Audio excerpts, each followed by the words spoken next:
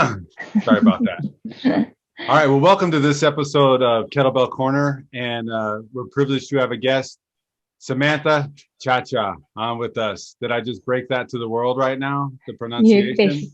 basically, yes. Okay. Awesome. Breaking Uh, news. that's right. That's right. Well, Samantha is a kettlebell coach. She does some classes out of New York City and with some familiar faces that we've already had on and hope to have on again. And among that, I believe you're an ER nurse still, or just kettlebell coaching these days?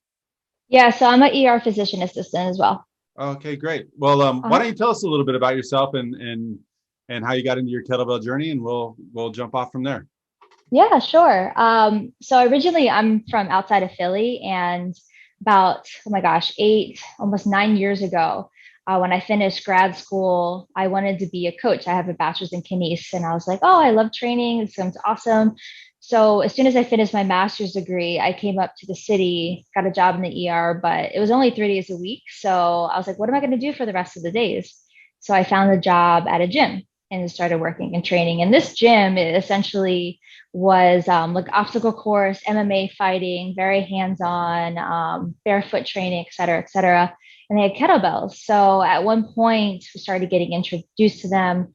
And my boss was like, you should compete in like kettlebells or like learn more about them.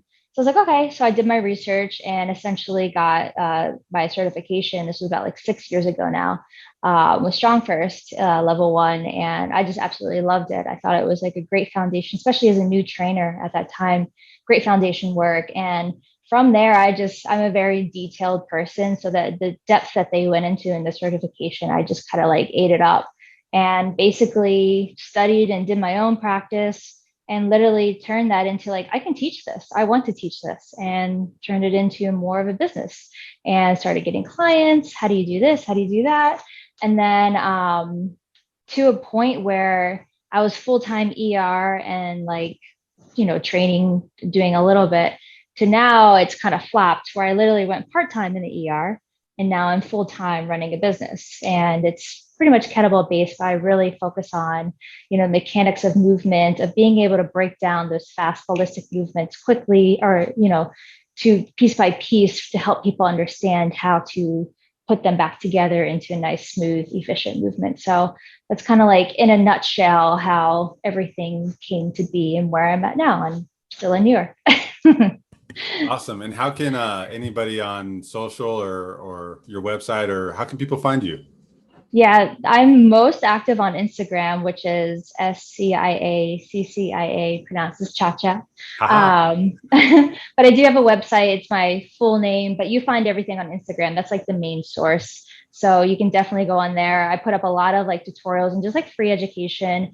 I have a free snatch tutorial about to start next week that literally I just like putting out free stuff for people to learn and they can understand and get a taste of it. Because as you know, like you do learn and you learn by pieces. So I want this to be one little piece to their puzzle of learning certain things and giving out free stuff. I think it's very important for the community to kind of like get a taste to see if they like it. And then maybe they want to bite and do some more training or join group programs, et cetera, et cetera. So that's all on the Instagram. So it's a good resource just to learn more about kettlebells. Excellent, excellent. And let's start there. I know that you have this snatch course coming up, and probably by the time Yeah. anybody watches it may have passed, so you may need to do it again, or they'll figure out how to find it. Yeah. And I did sign up for it, so I'm very curious to see what it is. And one of the things Yeah. that I wanted to talk about as far as the snatch goes, and that stood out in your syllabus of the days. You talk about the power and the pop, and that's something that Mm, I'm personally working on.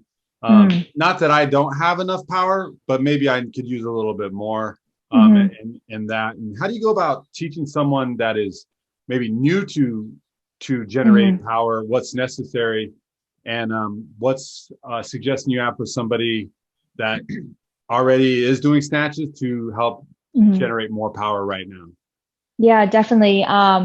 So just through like studying movements through people, myself, clients, I've noticed that really getting power and true hip extension is lacking compared to when we're going into full knee extension. Like when you see a lot of swings, a lot of people straighten out at their knees first before they finish full hip extension, or start full knee extension and then hip extension. And it's interesting in that, where did we lose it? How do we lose that? And basically my approach to it is just breaking down some limbs. So if we're hitting knee extension prior to hip extension, let's say in a swing or a snatch or a hinge pattern, let's take the knees away and go to like a tall kneeling, right? A tall kneeling position, and just work on true hip extension.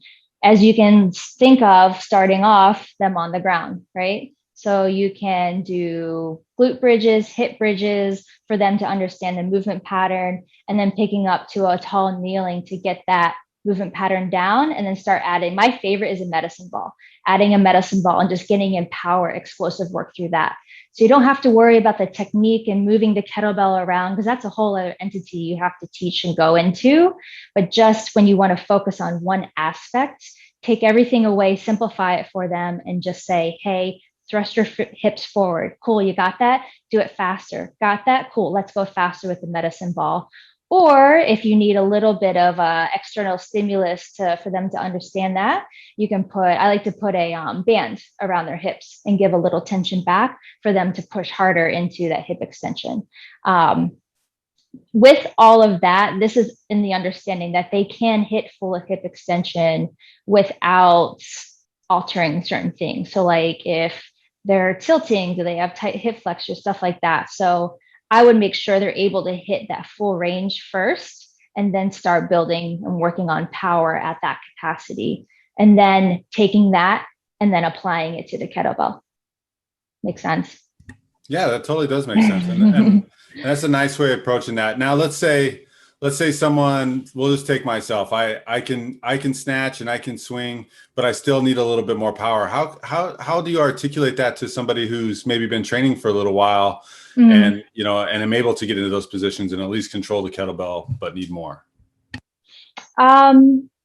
Two approaches I would is, if you got the movement power down and you're just talking about power development, then I would start adding implementations of broad jumps, right? So that kind of like replicates similar motion of like a kettlebell swing, right? A vertical jump, I'm thinking more of a kettlebell snatch, trying to get the Y vector up. So I would work on trying to get them to be powerful in those movements, plus adding in some heavy, so a weight that is heavier than what you're used to snatching, for example. Go heavy and try to produce power out of that. Take that same feeling and stimulus and then apply it to your snatch right after. And that's a very a similar thing that we learned in Strong First, is kind of like, do this drill, right? Create that neuromuscular stimulus and then apply it to this of what you're trying to improve. So ultimately getting into ballistic power broad jumps, and then heavy, let's just say heavy single arm swings, taking those two components and then working on your snatch and seeing if you can feel the power output to there. And then like, also too, when you talk about like power development, it's not something that is going to happen like this, right? Like when you see immediate results, let's say within the first hour of your training session, it's literally just creating a greater neuromuscular stimulus, right? That's it. Like that's the only way you're getting those fast, quick changes. But for true, like long-standing power development, that takes time. That takes months to become that much more powerful at a consistent level. So just understanding that when you see quick changes, it's just literally you're manipulating your nervous system to work and move faster. You do that continuously over time, then that's when you get true consistent power output that you can actually, maintain and sustain. So let's keep going with this a little bit. Going through some of your posts, you mentioned things like gait mechanics, respiration. In my mind, those things tie into which is something you mentioned earlier, is we're making the assumption that someone has the ability to extend the hip. Can you talk about your philosophy and how gait mechanics and or respiration, or both, would tie into you being able or unable to get true hip extension? Yeah, seriously. So when you're talking about like full hip extension, let's say in a bilateral stance or 2 feet standing, right? Like as you were in a swing, ultimately the first thing I'm looking at is, Are your hip flexors tight? Are you able to hit full hip extension with tight hip flexors? Are you able to contract your glutes and pull your hamstrings, use your hamstrings to literally take your pelvis and bring it from more of an anterior tilt to more of a neutral position? And when you get into applying that to respiration work, how you breathe and how you use your breath through movement, or let's say kettlebell swing, can actually help manipulate and help get your pelvis and positioning in a better position, right? So like first I would start off by just prepping someone, getting someone ready by looking at like where they are that day. Let's say I have someone come in who's in like a very sympathetic state where they had a long day. They're usually more chest out, like Superman, right? Chest out, their whole posterior chain is compressed, their anterior tilted. So what I want to do is kind of reset them, and I'll use breath work that way to kind of put their body in more of a neutral position. And that's our starting point. From there, then I'll get them to, let's do some swings and see what happens there. So kind of using that as a reset button. And then actually in movement when they're working out to see what they need to do to keep their positioning aligned. A very, very common thing I see, especially at the top of the swing, we don't know how to use our abs and our obliques to keep our rib cage down, right? So we're at the top of the swing and we're still flared up, rib cage flare, pelvis is probably tilted. But if you just gave me a nice exhale, you literally contract those abdominals, external obliques come in, rectus abdominis come in, come down, and it literally puts you in a better, more optimal position so that you can go through that swing. And then even more playing into that is, let's talk about the respiration internal of what's happening in our diaphragms, right? So it's your normal diaphragm that everyone thinks about, but also your pelvic floor, right? So I like to think of it as like a tube. Your torso works like a tube of air. If you kink it at any point, the air is not going to flow easily and well, right? But if you keep it to a point where it's nice and open, and then you're flowing and moving through space and movement, the air pressure inside, compression of the diaphragm, relaxation or expansion of your pelvic floor, it kind of plays into your movement. And as you can imagine, those muscles are connected to what? Our bones. So they're able to compress and expand to what they need to while you're going through movements. So it's really important to me to make sure that maybe like the client's not going to fully understand the science and details behind it, but understand of how important breath work can help and make your movement that much more easier. So long answer, but yeah, that's kind of like my theology behind all of that and how I apply it to kettlebells.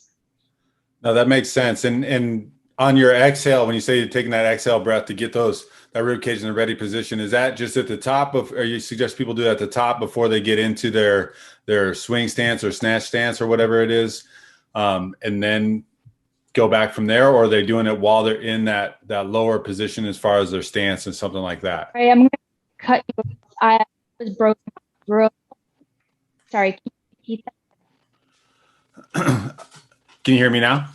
Yes, much better. Okay. Sorry about that. It was all That's broken. okay. I don't want to hear you. That's all right. So when you talked about that exhale to take somebody out of that rib flared position and put them in that more of a stacked position, are you having them do that in the stance when they're in the like ready hike position, or are you having to do that in their standing full upright position before they get back in that ready hike position?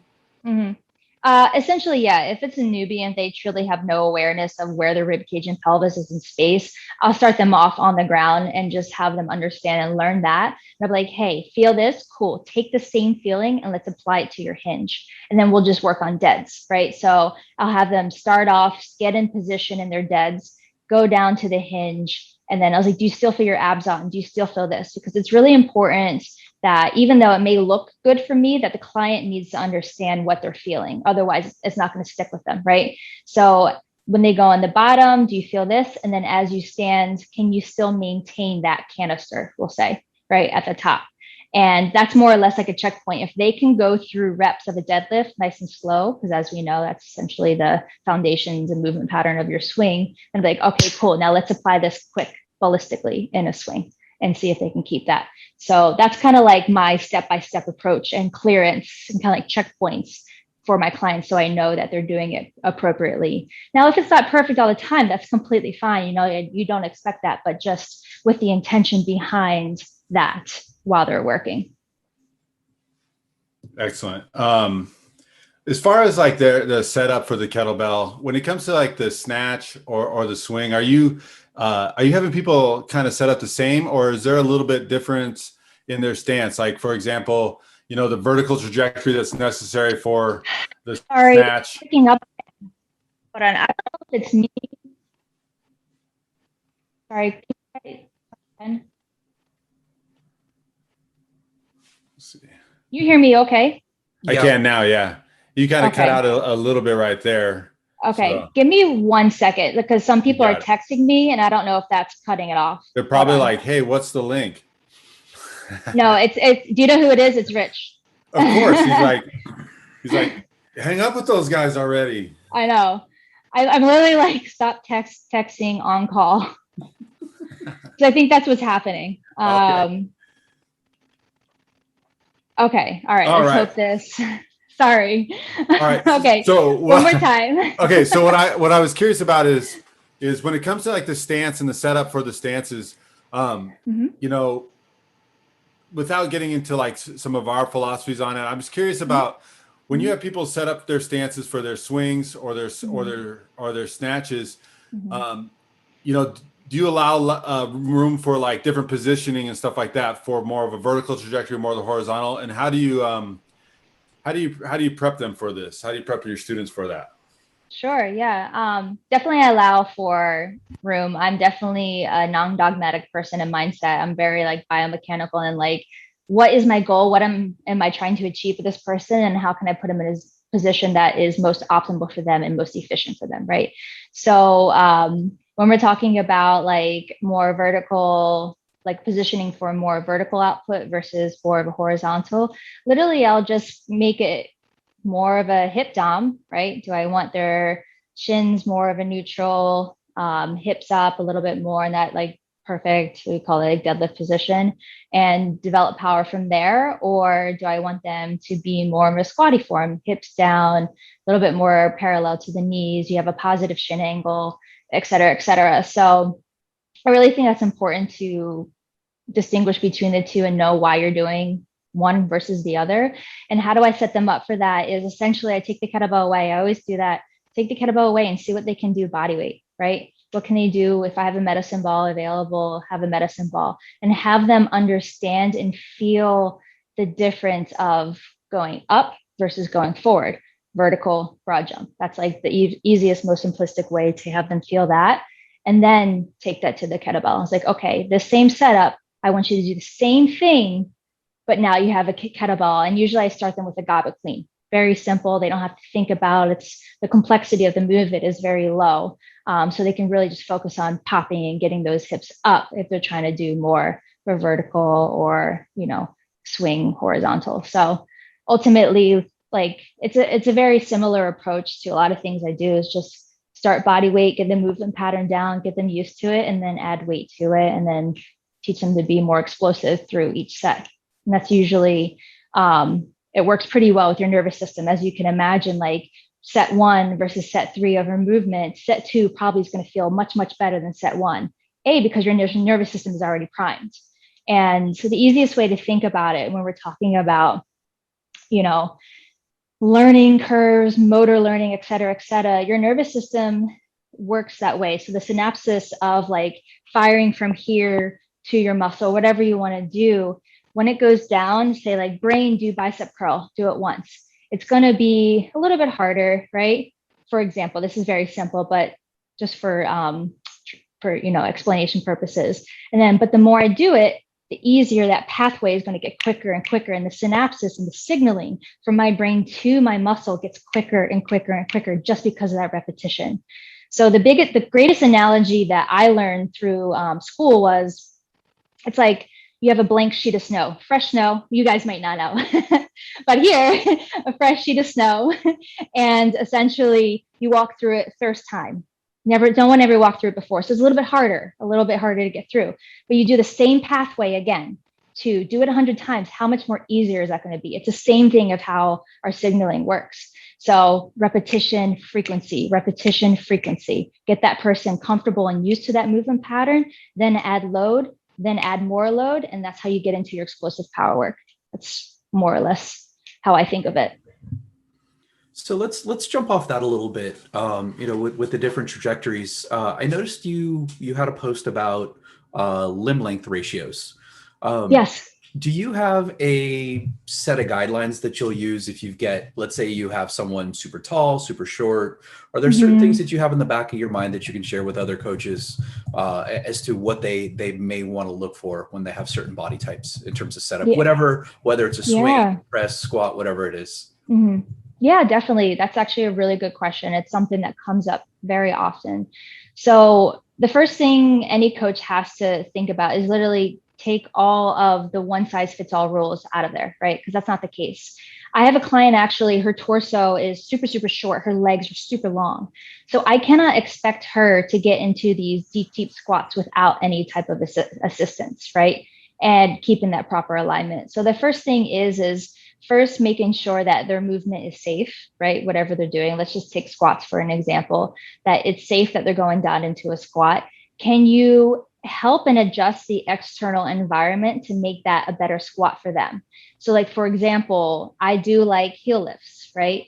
So heel lifts, especially with people with long legs and long femurs, really helps them out because they can maintain that stacked position, and being in that plantar flexion or the toes pointed a little bit allows for more space for your femur to go in and out of, not in and out of, obviously you're not subluxing, but to be able to move a little bit easier relative to your hips, right? Versus saying out, out, out, ER, out, right? Because all of us can ER, but how much stronger can we really be in internal rotation? And we need that for our squats. That's like another conversation, but ultimately putting them in a position that is more optimal for them. Now let's flip it over to a kettlebell, right? So we have someone, again, super, super long, let's say super, super long legs, short arms, short torso.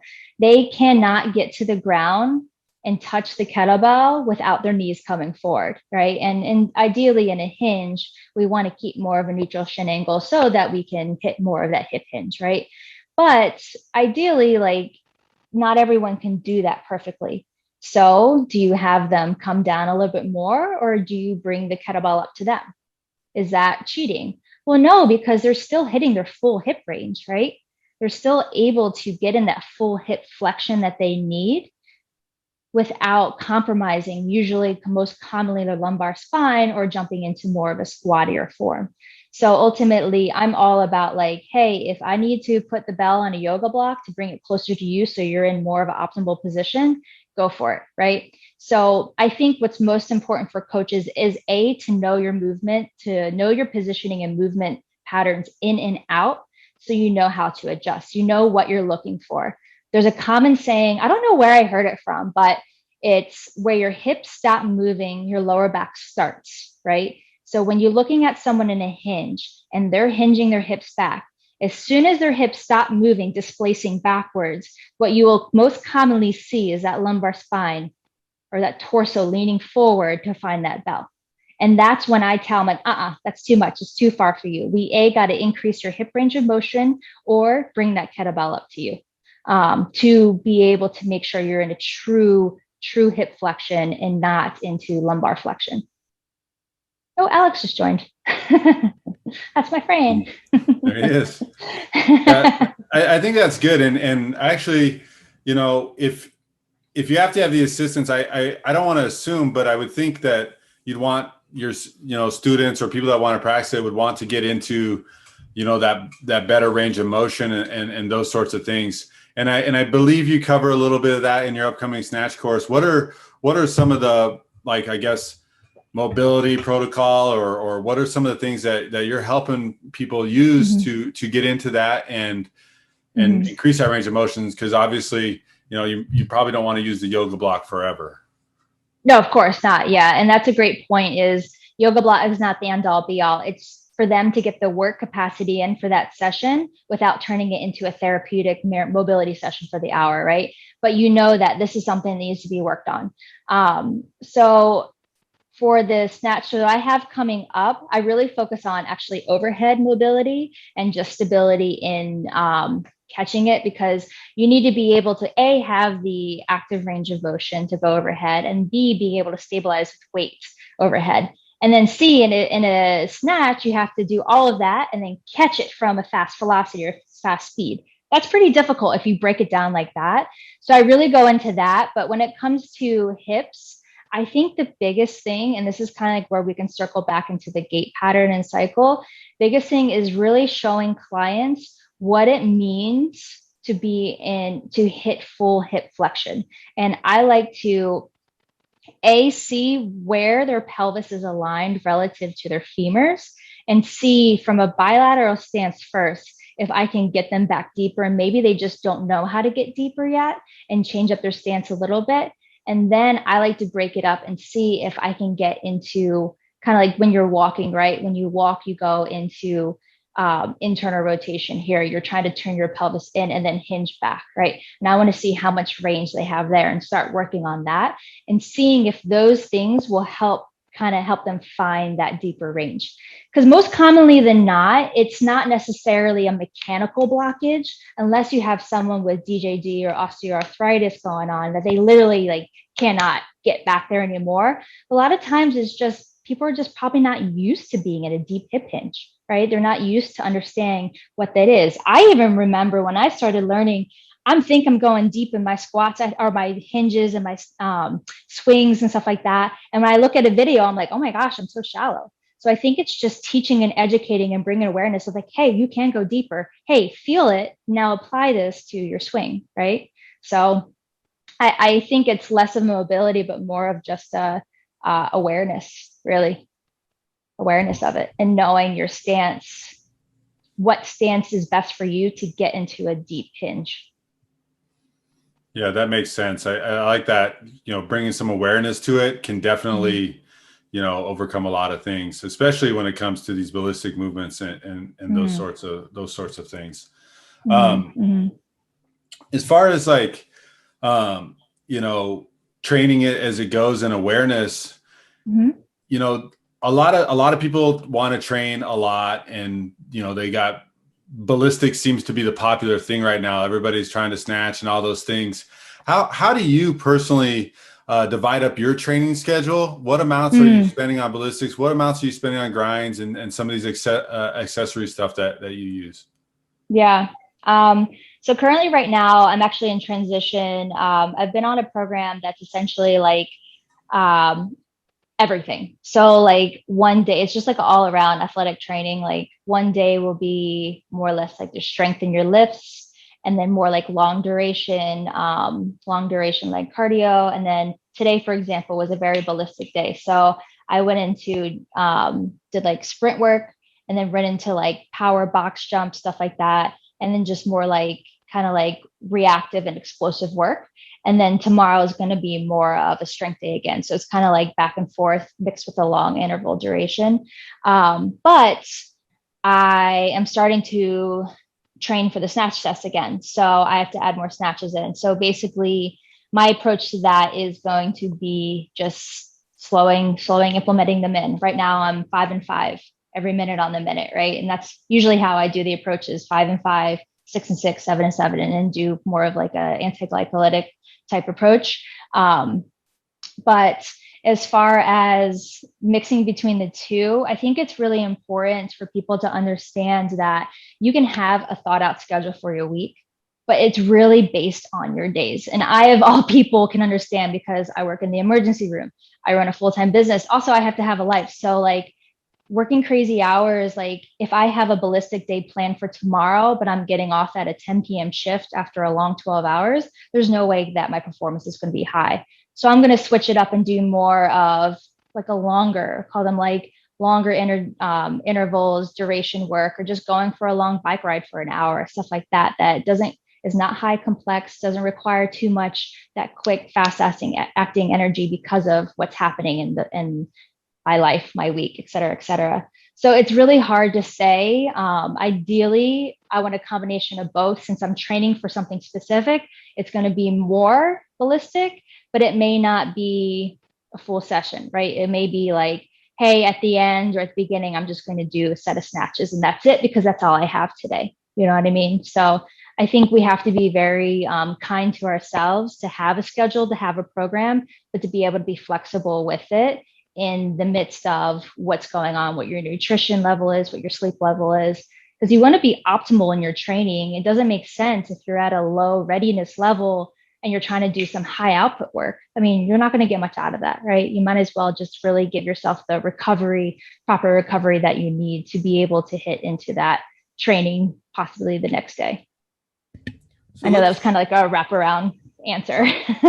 It was complete. Let's talk about the snatch test, because people are still obsessed with it.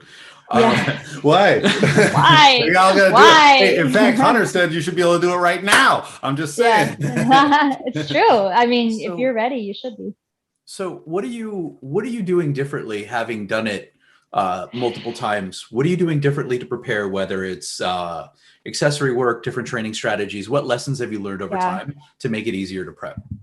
You know, this may not be an answer you're looking for, but less snatches. So what I mean by that is, like, I'm training the principles of the snatch test, right? The endurance, the intervals, and et cetera, but not without the wear and tear of my hands and arms, right? Especially as it gets closer to the date when I'm about to do it. You know, I don't want that. So I've learned different principles and different things I can do that will replicate it, that will help. Also, you still need to do it because you still have to get used to the snatch and everything. But my technique in the snatch, I've been doing it for years, that it's not something I have to work on that much, right? Like, yeah, of course, like greasing the groove with it, but it's just more or less just building that endurance that you need for the 5 minutes. So yeah, ultimately, that was my biggest thing, was don't be too crazy on doing the actual snatches, but switch it off with swinging moms, right? Swinging, if you want to stick to kettlebells, swinging moms, goblet cleans, stuff like that, that are still producing that output that you need at a longer interval and time duration, maybe at a heavier weight. I'm all about training heavier than what you need to test if you're able to, right? Because when it comes to test day, it's going to be so easy, so easy. So you'll do swings, goblet cleans, things like that. Any other go-to combos that you'll use to get the proper stimulus and stick within the principles? I think ultimately I like to break up the snatch as far as doing like snatch up, pull it back down, snatch up. So you're getting that power output that you need, but it's not as much, draining energy of going up and down. And like another day, I'll push, press up, snatch down, and focus on controlling the eccentric. So like stuff like that, I think is important to switch it up. That's not totally exhausting you, but you're still getting the components of the snatch in. And then honestly, just cardiovascular training, meaning like not running for long periods of time. That's not going to be as helpful, but just getting in some like broad jumps in, getting in some like quick anti-glycemic like sprints in, stuff like that. I think that will all help train that cardiovascular system, that aspect that you need for the snatch test, right? Because you have to break it up. You need that endurance, you need the technique, and then also you need the mental stamina. And the mental stamina, where that applies in, is just, it sucks. I mean, for 5 minutes, especially after minute 3, it's just like, oh my God. And you need that mental stamina to keep going. And for me, and I'm sure other people feel the same way, by minute 3, it's my power output. I mean, you can't expect to be explosive every time. That's not how our energy system works. But just pushing through my hips, keep pushing my hips through, you just get tired. And mental stamina, just keep going and keep going. And when it comes to, especially when you're advanced and you've done the snatch test multiple times, I'm really big on like, I want to see my rep 100 look like rep number 1. I want it to be consistent, right, throughout the whole 5 minutes. And I learned that actually when I was in Italy. I was testing out, assisting for a cert, and my partner she's Italian, she's assistant over there, and her snatches from 1 to 100 were beautiful. I was like, oh, it's not about completing, but it's completing with ease. It's completing with finesse. and your movement. I was like, that is a pro, So that really stuck with me. And I was like, I want to be that person where if you see me in my snatch test, I'm not huffing and puffing and dying and just to get my forms going, straight arm and all that stuff, just finish to finish. But I want it to be finesse. I want it to be like, wow, I couldn't tell what number of reps she was at, but she's done. So I think that's really important, especially for people who have done the snatch test before and other trainers, and especially kettlebell coaches that are teaching this to other people. You should lead and be that example. Yeah, I guess pretty much if anybody's watching this and didn't write any of that down, that's your program for the snatch test right there. I think I've certainly gutted them out. I can attest that the mental thing is crucially important. And right now I'm also training for a snatch test. So I do many things that I find to be uncomfortable and annoying for longer than I really want to do them, just to help me get past that. Yeah. Let's talk about like an aha moment for you as far as like your kettlebell training and over the course of your training. Do you have any particular, like, everybody has these kettlebell aha moments, and many of them, sometimes I fortunately had one last weekend, so it was great. And is there any that stick out in your mind for you? Yeah, definitely. It actually is with the snatch, the down phase. For the longest time, I was just like, I was not understanding the flick and the float of from top of the snatch to down. And maybe a year or two ago, it just finally clicked where I was able to produce just a slight wrist flexion here, just a slight that to allow the pop of that kettlebell to come over and catch it smoothly to keep it close. And I was like, holy crap, this makes my snatch so much more easier. It's not like I'm trying to like pause it or like trying to, break it as it comes down, but I'm finally getting the float that I need down, because we all can feel the float up. That's the easy part. It's just, can you feel the float down and catch it and control it on your way down? And once that happened, I was like, oh, wow, this is amazing. And, like other people would say that, like, you should feel this, you should feel that. I'm like, I don't feel it though. So finally, about a year and a half ago, after 4 or 5 years of training, I finally like got that feeling. And it makes the snatches a lot more comfortable and desirable to do. Yeah, that's it's always a good thing when especially with such a demanding skill like the snatch, and just finding those moments in all your kettlebell trainings, those type of things. Outside of the kettlebell world, what influences do you have for your training, and what influences do you have in the kettlebell world? I see that you are the #1 kettlebell training and education resource, so who might have influenced you along the way? Oh man, I'll have to say, who do I will have to say I truly admire, there's a trainer out in Oregon, Holly. She, like, I look up to her on how she moves the kettlebell so nicely, and she moves heavyweight nice. And that's always like what I want to do. I want to be known for moving heavyweight, but not realizing that it's heavy because it looks so easy.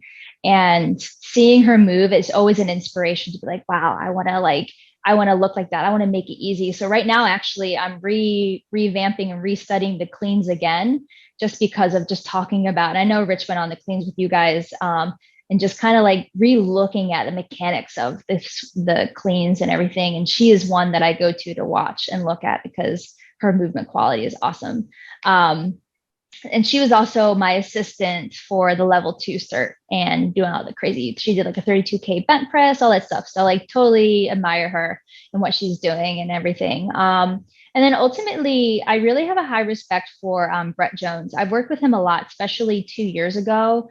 We kind of did like a marathon together where I was assisting him in like different areas up in Boston, overseas, et cetera, et cetera.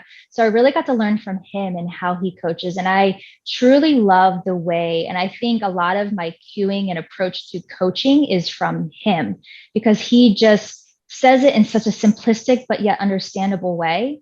And once you're able to do that, you're a great coach. that like anyone can understand what you're doing. So I really gained that for him. And I've told him that like many times. And just like, I just love when you coach because anyone can understand what you're saying, no matter how complex the issue is. And that's always what I want to be. I want to be able to explain things in an easy way so everyone can understand. So I would say those are my top two in the kettlebell world.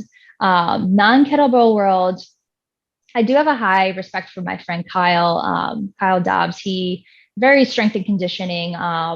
He just has a vast understanding of just the movement in a greater capacity that like I am just not there yet. I'm just like, oh my God, you're just so freaking smart. So like just him understanding just energy systems, movement patterns, like everything at a whole, and being able to apply them to a program. That's actually the program that I'm doing. I just do his program. And just because A, I love it, and B, I just pick it apart and try to understand why he's programmed the way he is, and how could I learn and apply to do for my program, and how can I apply it to kettlebells, right?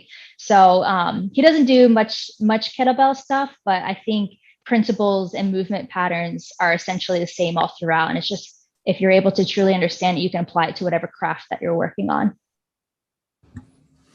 So let's talk about pet peeves. You know, you've talked a little bit about some of the shenanigans we'll find in the digital world, Oh, maybe God. some miscues.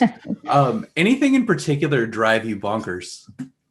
Yeah, when coaches claim that they know kettlebells, but yet have not had a certification or truly learned it. That like drives me up a wall. Like, how can you coach and teach someone how to use a kettlebell when you never got proper training? Because when you understand and know the technicality of moving and working with the kettlebell, and you have some Joe Schmo come in and just like, oh, it's that easy. It's like, it's really not. You don't understand the movement pattern. You don't understand movement if you think this is easy, right? So that's number one. And unfortunately, there are people out there, and I'm just like, wait, what? You just got your certification, but yet you've been putting out a kettlebell program for 3 years already? Like, shame on you, and shame on for all the clients, because the clients don't know better, right? They just think it's a cool person and they're an influencer, whatever it is, but they're not getting the proper guidance that they need because this person doesn't know what the hell they're doing. So that's like the number one thing, because as you probably can notice, especially in the social media world, it's about the marketing, the looks, the fame, all of that stuff, but there's really no assessment on the quality of what that person is producing, right? But if they look good, they don't have to look good doing it, because there's people I know that don't even look good doing it if you actually know kettlebell movement, but they just look good as a person. They're aesthetically pleasing. Bam, that's it. They're all of a sudden like famous, and everyone wants to do their program, and it's like a popularity game, which I always call bullshit on that, because that was never my I never thought like that growing up at all. And it's just like, I really think it's important that, like, when people are looking at trainers and wanting to hire a coach and whatnot, to look at whatever their qualifications, but look at what resounds with you. How can you relate to them? And are you actually learning from them? Or are you just goo goo gaga eyes because they're Insta famous and whatnot? But are you really gaining something from them? And I think that's really important to assess, because otherwise clients don't know better. People don't know better until you teach them. And I try my best to say, like, hey, like, this is not necessarily what you should be doing, and this is why. It's really important for me and for people to understand from me that there's always a why behind things. There's always a why of why I want you doing this before this, or that before that, right? And if you don't know why, and I challenge my clients, I just had a call earlier today with a client. I'm like, what was the purpose of this movement in your program? And I'll ask her, and she would, answer. And I was like, okay, so then why would you do this before this? So then they can learn and understand. So if they come up with a phony coach, they can be able to detect it right away. So I think that's really important. And to establish, when you're kind of get caught up in the social media world, is always going back to, what are they giving you, and why are you doing that with them, and what are you gaining from it? Rather than just trying to be their friend.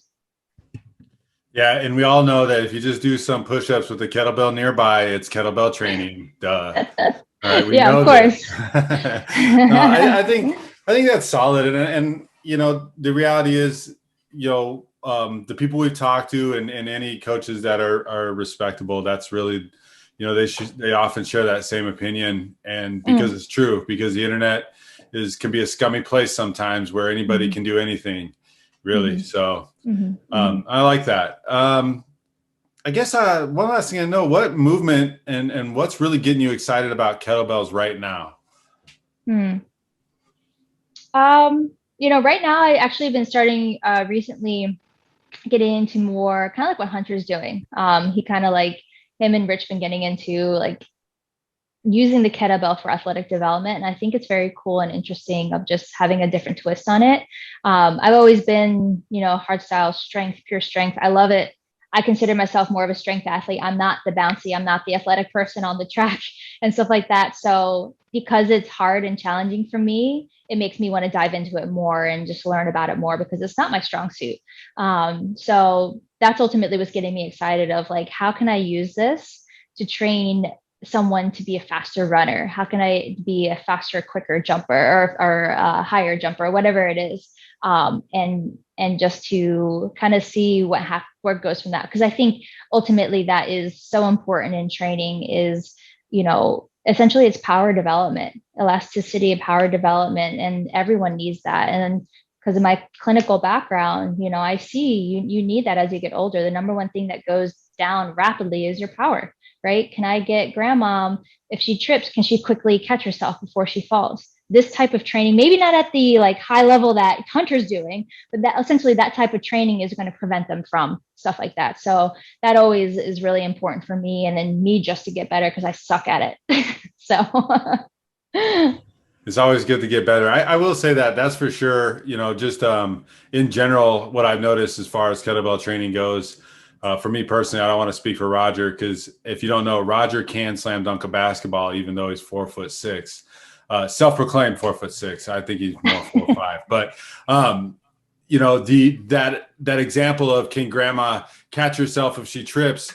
I am not the most graceful person in the world. I'm kind of like a lumbering elephant from time to time, and just having those tension relaxation relationship that I've learned through training with kettlebells over the past like 8 years, and so it's been tremendous in that area. And mm-hmm, and mm-hmm, I feel mm-hmm. like an athlete training with kettlebells. So I like your take on that. Um, Yeah. you know, that's all good stuff. Well, I just want to say that there's some really good insight here today, and I think you shared some really good thoughts behind your process of training, how you train Mm-hmm. people, and I particularly liked your take on your approach to the snatch test. I think that's valuable for anybody who's looking to go down that road. And before we wrap it up, why don't you tell people again where they can locate you on? I think you said Instagram is probably the best spot, but why don't you put that out there again for the people that made it this far, tuned in late? Yeah, definitely. You can find me. My main source, the best way to communicate is Instagram at SCIACCIA. And again, it's pronounced Ciaccia, which is a new finding for all of us in life.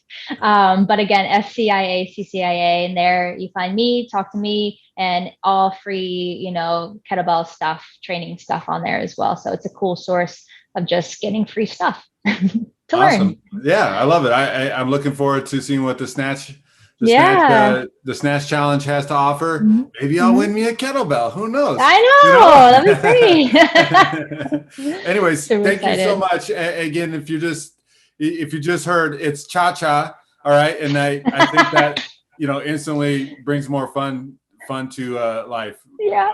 knowing that. Thank you again, Yeah. Samantha. We really Mhm. appreciate you coming on and joining us here on Kettlebell Corner, and talk to you again. Anytime, guys. Thank you so much.